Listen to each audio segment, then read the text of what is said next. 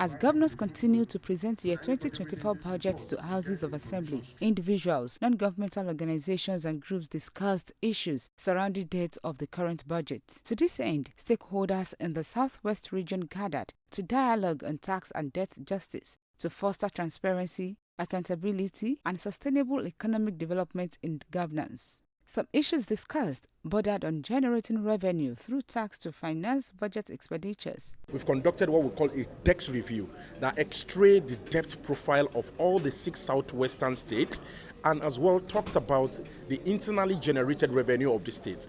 Then compare it with the GDP and as well look at the reality on ground as well of kind of the feedback from the citizen. So this gathering entails, different delegates from the 6 southwestern states, giving us feedback around the data as far as the debt issues or debt profile from each state is concerned. In the budget, we have about 8.9 trillion, which the country earmarked for capital expenditure.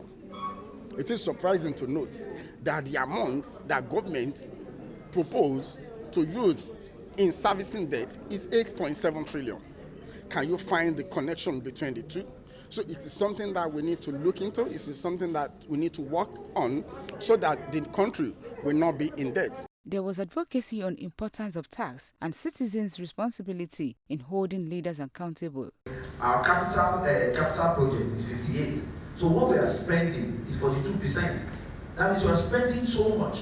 And if you look at their whole personnel cost, so we want to see a situation whereby the people that were elected to manage our fund manage it in such a way that they are prudent in terms of spending. I think taxpayers need to be awakening taxpayers' consciousness and begin to ask questions. I am not against tax payment, no. Because even in the developed world, tax has to be paid. My problem is this: how much tax are we collecting and what are we using it for? If our taxation is based on our basic need and we were spending it within that limitation, why do we have to borrow money? For sustainable development, citizens were urged to be intentional at paying their tax.